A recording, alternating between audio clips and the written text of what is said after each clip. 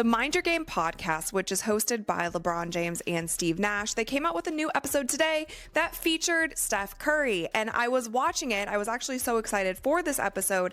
And so many of the things that they talked about in this episode reminded me of Caitlin Clark. Firstly, I think that Caitlin Clark's game is very similar to a Steph Curry style of basketball. They shoot the ball very similar. And I also feel like in the WNBA, whichever team Caitlin Clark is playing for, and right now that the comparison exploded. Caitlin Clark, the next Steph Curry. But now, that idea is openly mocked, deemed absurd by top analysts.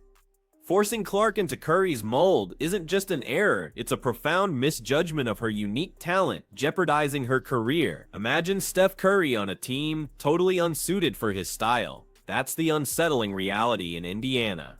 The once lauded parallel is now a controversial spectacle. Experts ridiculed this superficial connection, highlighting the impossibility with the current roster. This isn't Clark mocking Curry, but the unforgiving truth of roster construction and tactical alignment. It's a powerful, silent rebuke to initial hopeful comparisons. This audacious claim of easy transition exposes profound differences, igniting furious debate. This controversy forces a harsh re-evaluation, revealing shocking lack of foresight. The entire premise has been ridiculed, stunning the basketball world. So today I'm going to be talking about something, and the reason why I'm going to talk about this topic is it's something that people are always talking about. I watched a video from Rachel Demita, and she was giving her opinion on it.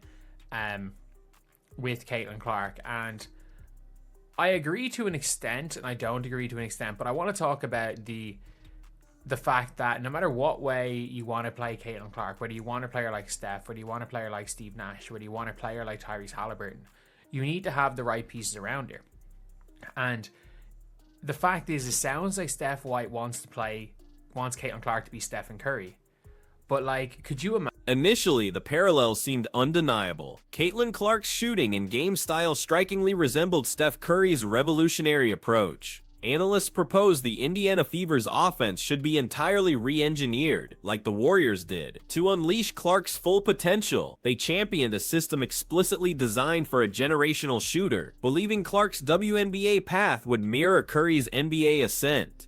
This vision, captivating on paper, suggested a straightforward blueprint for success, a tantalizing promise. Yet, this hopeful narrative, built on surface-level similarities, soon unraveled under closer scrutiny. The foundational elements to replicate such a transformation were simply not present, hinting at a deeper, more controversial reality. What seemed an obvious solution was a complex challenge, sparking unprecedented debate and redefining expectations for Clark's professional journey. The dream of easy replication quickly faded, replaced by difficult questions.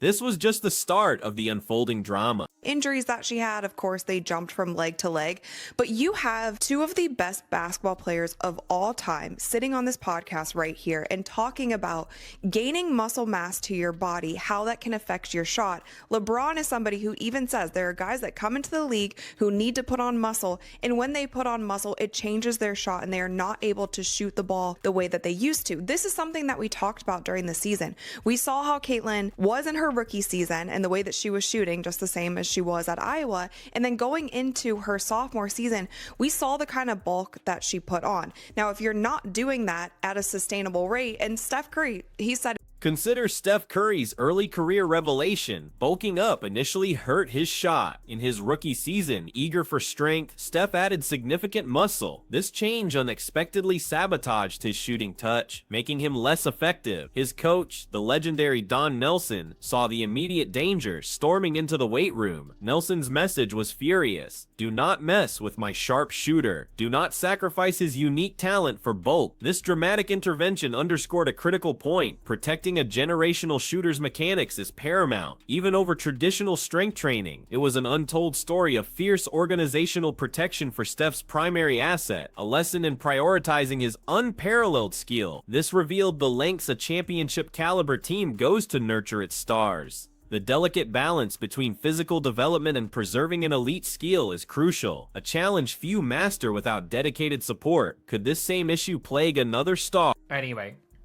we got to talk about it. We have got to talk about this right here, and it's the roster construction and it is the way the team wants to play. There is no scenario where the Indiana Fever can play Caitlin Clark like she is Stephen Curry with Kelsey Mitchell on the team. That does not, like, it doesn't get the best out. Like, Kelsey Mitchell becomes an afterthought because Kelsey Mitchell, it's not that she can't cut. She's an exceptional cutter, but she's a... This exact scenario echoes eerily with Caitlin Clark's recent WNBA season struggles. During her shooting slump, theories abounded, from lingering injuries to rookie pressure. However, hearing LeBron James and Steve Nash discuss Steph's experience, a new controversial possibility emerges: Clark's own physical transformation. Much like Curry, Clark noticeably bulked up between her collegiate and professional seasons. Could this rapid muscle gain, if not managed sustainably, have subtly altered her shot mechanics, just as it did for Steph? The implication is shocking. A well-intentioned effort to get stronger might have inadvertently contributed to her difficulties, mirroring Curry's rookie setback. This untold story suggests a deeper, more systemic issue, demanding the same protective approach Steph received. It highlights the delicate balance required to nurture a generational talent without compromising core strengths, a critical oversight that could be stifling her potential. The parallels are chilling, raising urgent questions about her development. Right away. And so I thought that this was something that's just so interesting. And I also thought it was interesting that Steph Curry's coach comes in and is basically like cursing out the training staff, saying like, what are you doing to my sharpshooter? Like, what did you guys do? He can't shoot anymore. He's put on too much muscle. Like, he is going at the training staff and saying like, do not mess around with the talent that we have here. And so this was something that I brought up last season, and I feel like it wasn't talked about that much, but something that I truly appreciate about this podcast is it is a basketball podcast.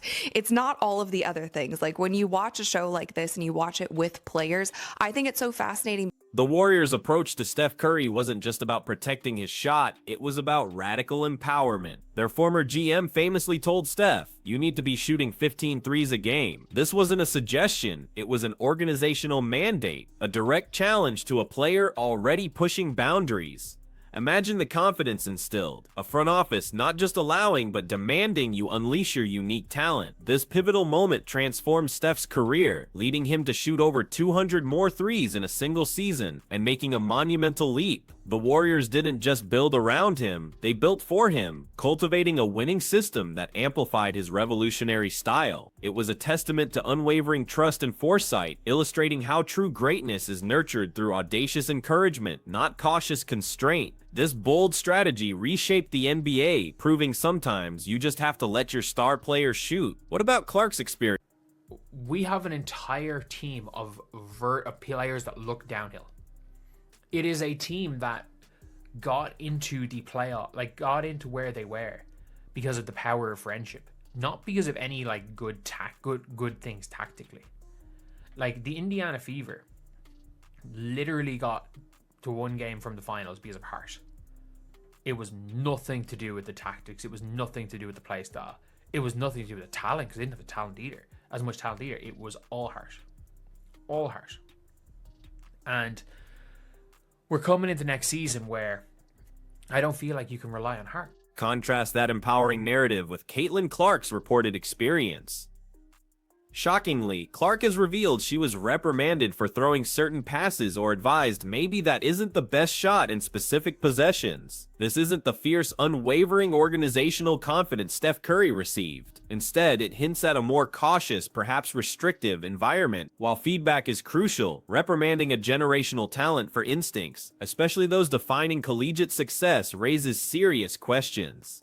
This stark difference suggests the Fever might be inadvertently stifling Clark's unique risk-taking playstyle rather than unleashing it. Public comments imply a lack of the profound trust and empowerment that propelled Steph to superstardom. This creates a controversial disconnect between how two similar talents are perceived and managed. Is Clark being held back, or is this brutal professional adaptation? Conflicting approaches expose a deeper problem for her WNBA career trajectory. The contrast is stark, almost mocking the idea of similar support. In him, like, imagine the GM coming up to you and being like, you should shoot 15 threes a game. Like, why not? You're only shooting 7, 8, 10, 12 at this point. Why not shoot 15? And Steph Curry talks about he went from one season shooting a certain amount of threes to the next season. He shot over 200 more threes in that next season.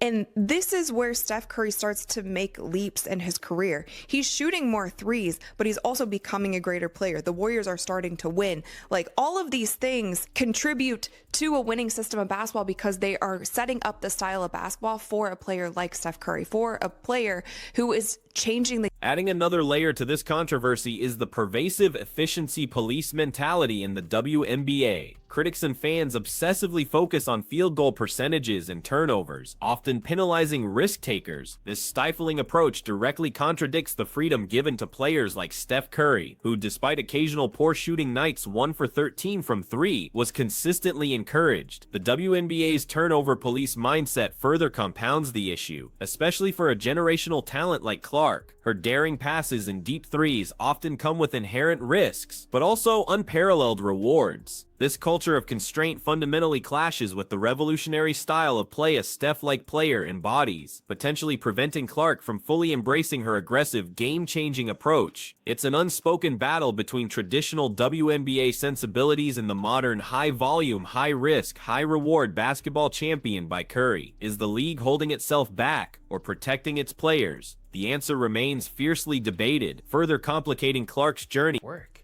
People are like, oh yeah, the Indiana Fever, they never really got an opportunity to run it because of all the injuries. That's why the Indiana Fever were good, by the way. The Indiana Fever stunk when they tried to run it. They did. It's one of those things where it's like, I liken it to Jesse Marsh for Leeds.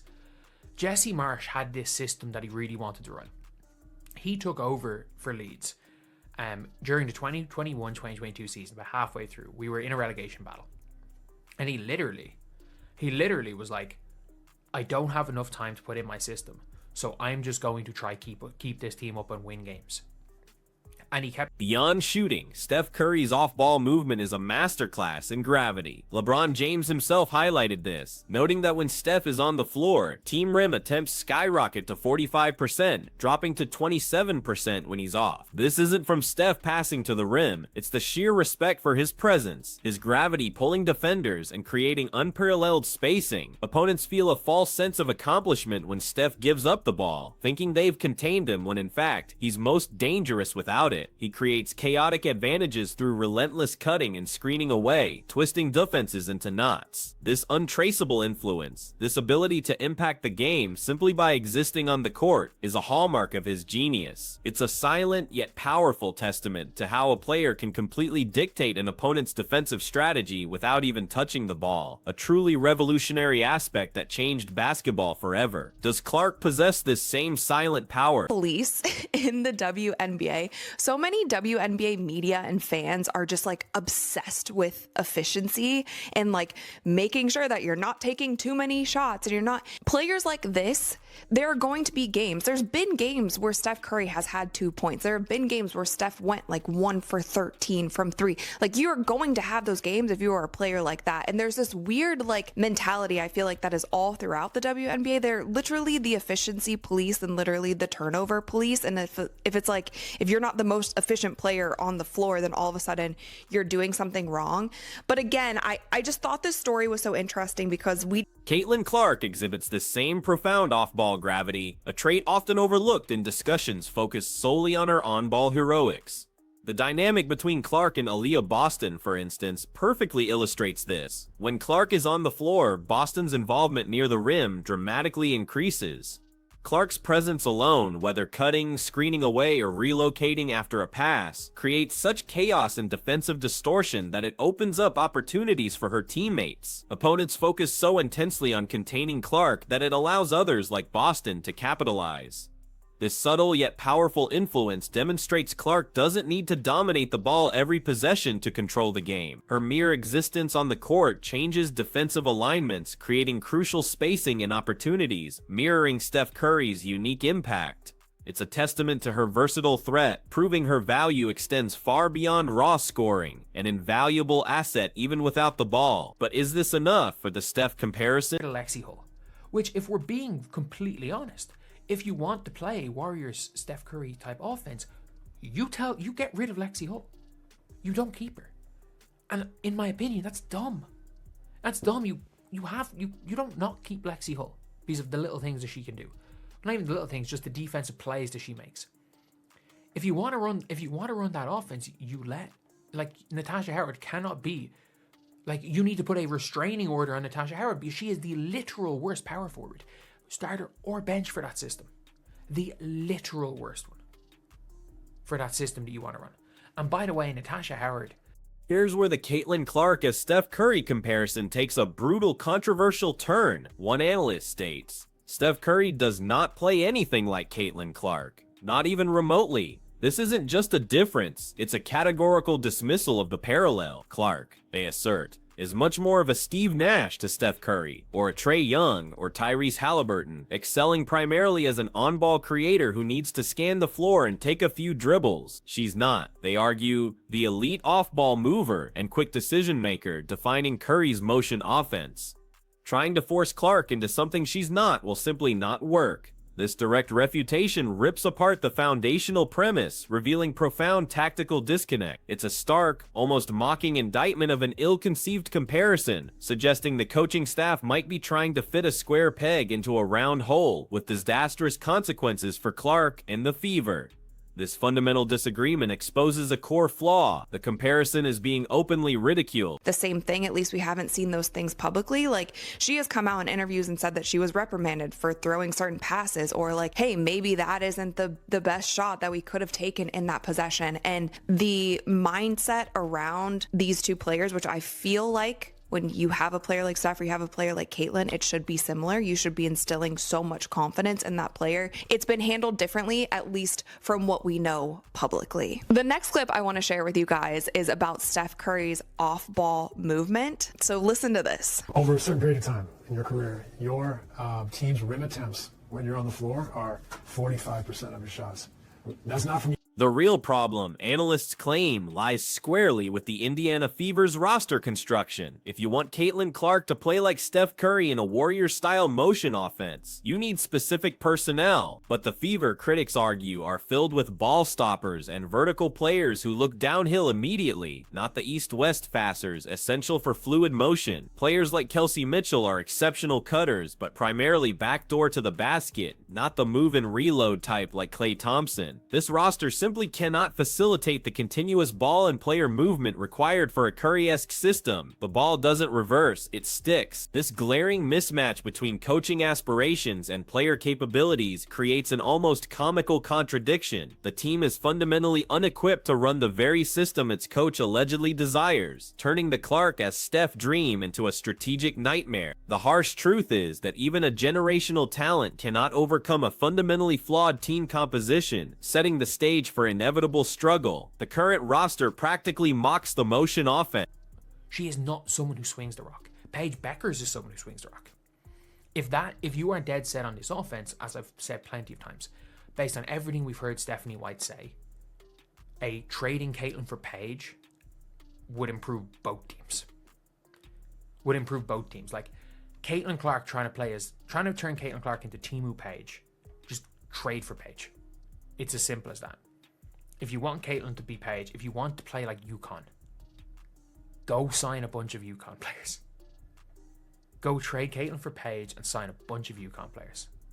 Go trade Caitlin for Paige and the draft pick and bring in AZ and sign a whole. The roster issues extend to nearly every key player. Kelsey Mitchell, despite offensive prowess, is a reluctant passer and north-south player, not an east-west ball swinger, crucial for motion. Lexi Hull, a good corner shooter, does not pass the basketball and largely stands stationary. Natasha Howard, identified as the literal worst power forward for that system, further cripples any motion offense with her non-shooting athletic archetype. Even Clark herself, surprisingly, is described as a north-south passer who doesn't swing the ball consistently. This collective lack of compatible skill sets, the inability to reverse the ball, the vertical-only passing, renders any Steph Curry-style motion offense dead on arrival. The Fever are not just missing a piece, they're missing an entire system of connective tissue, making the attempt to impose a Curry-like offense truly controversial and deeply flawed. Failure is almost guaranteed if not addressed, a clear mockery of strategic intent. But both of these players love to have the ball in their hands, but when they do give it up, it changes the spacing on the floor. It changes the way that other teams have to play defense. And then at the same time, like LeBron was saying here, he's like, if you're guarding Steph and he passes up the ball, you feel like you have done something, like you have accomplished something, but your work is just getting started. And then Steve Nash mentions here, like the amount of rim attempts, 45% when Steph is on the floor, it drops to 27 when he's not on the floor. And that is something that's so similar, even when you see the dynamic between Caitlin Clark and Aaliyah Boston, how much more Aaliyah Boston gets involved when Caitlin Clark is on the floor. And a lot of that is because just the spacing that she creates, the kind of... Perhaps the most shocking revelation: the Indiana Fever actually performed better when they winged it. During periods of significant injuries and player changes, unable to implement complex actions, they simply played with heart and intuition. This unplanned improvisational style surprisingly led to improved offense and even a 3-game winning streak during Clark's rookie season, despite her playing on one leg. The implication is profound. The structured Steph Curry motion offense that coach Steph White allegedly favors might actually be detrimental to this specific roster. It suggests that when the team stopped doing the bullshit, the forced system that didn't fit, they unlocked true potential. This controversial insight paints a stark picture. Sometimes a well-intentioned but ill-fitting system is worse than no system at all. It turns heart and hustle into unexpected strategic advantages, openly questioning the validity of the current coaching approach. The system itself is being mocked by its own failure. With like what Steph White wants to do with Caitlin Clark is for the better. Like, we haven't seen enough. There is not a big enough sample size to say whether it's for the better or the worse. We can predict. I predict it's not going to work out well. And I predict that she's gone at the end of next season. I predict the Indiana Fever are going to struggle compared to expectations. They're going to come into next season as one of the 3 favorites next year. I can see them hovering around 500 again. I can.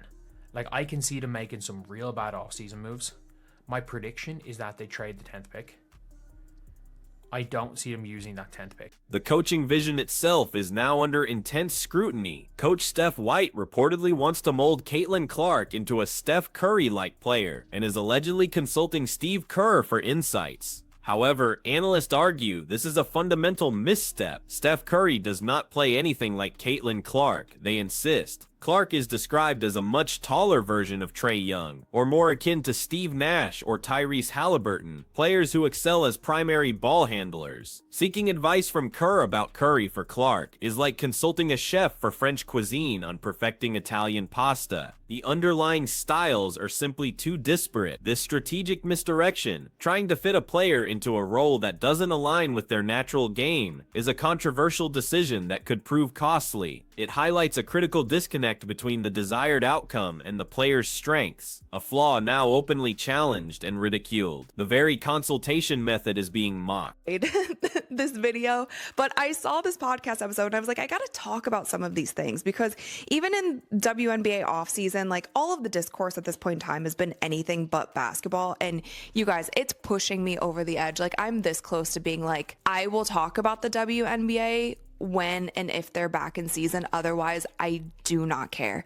Like, I don't care about the off-court stuff. I don't care. I really don't care. It's been nothing but drama so much. And so anyway, I wanted to get back to the basketball for this one, and I thought that this would be a fun way to do that. So if you enjoyed this video, then please give it a thumbs up. Click that little subscribe button. This profound disconnect leads to an almost unthinkable suggestion. If the coaching staff is so fixated on a playstyle that doesn't suit Clark, they should simply trade Caitlin for Paige Beckers. This bombshell isn't literal, but dramatically underscores frustration. It implies if Steph White truly wants a Paige Beckers type of player, someone who swings the rock and fits a motion offense, then forcing Clark into that mold is futile. Instead, they should acquire players whose natural game aligns with that vision. This controversial idea highlights the desperation to reconcile the coach's desired system with Clark's actual skill set. It's a stark, almost mocking critique of a coaching strategy that fails to build around its star, suggesting a drastic personnel overhaul might be less detrimental than changing Clark's innate style. The implication is clear: adapt to your star, or risk losing her true impact entirely. The audacity of this suggestion perfectly encapsulates the widespread frustration.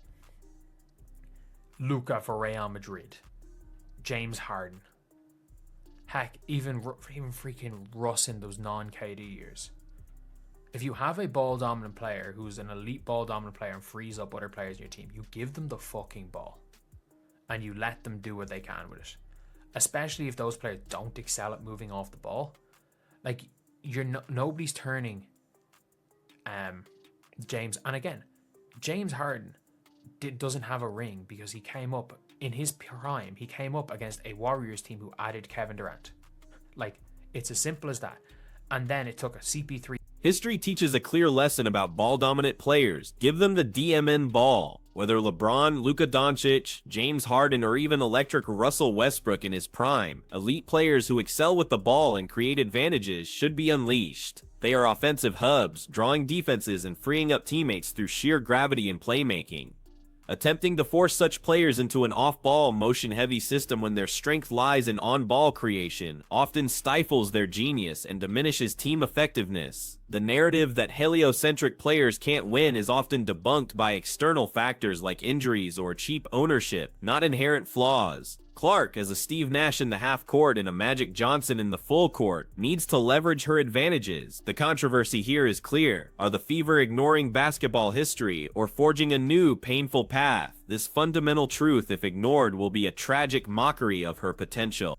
The grim prediction for the Indiana Fever's next season is stark: struggle. Despite expectations of being a top contender, if they double down on an ill-fitting motion offense with the current roster, Caitlin Clark, Kelsey Mitchell, Lexi Hull, Natasha Howard, Aaliyah Boston, they will not finish higher than the 5th seed. This specific lineup, critics argue, fundamentally does not work together against good teams, even suggesting it's better with Ari McDonald at point. The team's offensive efficiency will plummet, with Kelsey Mitchell and Clark both performing worse and even Aaliyah Boston suffering. It will devolve into accidental basketball, where passes don't return to Clark, forcing desperate, inefficient shots. The fear is that the Fever will prioritize a system over their personnel, leading to profound disappointment and potentially Coach Steph White's departure by season's end. The future hangs precariously, with tactical rigidity threatening to derail a team on the cusp of greatness, almost a self-inflicted wound. This forecast is a chilling warning. Ultimately, the core of this raging controversy lies in a simple, profound truth. There's only one Caitlin Clark. She is a unique, generational talent who demands a system built for her, not one she is forced into, especially not one that implicitly mocks her natural game by trying to transform it into someone else's. The attempts to clone Steph Curry, while understandable in aspiration, are proving to be a dangerous delusion for the Indiana Fever. The team's roster construction, coaching philosophy, and the overall WNBA mentality are creating an environment where Clark's genius might be stifled, not celebrated. The true mockery isn't from Clark herself, but from the stark, unforgiving reality that a system designed for one legend simply cannot be copy-pasted onto another, particularly when the supporting cast is fundamentally incompatible. This Coke realization forces the basketball world to reconsider its hasty comparisons and embrace the distinct brilliance of Caitlin Clark on her own terms. A painful but necessary awakening. The debate rages on, demanding true understanding.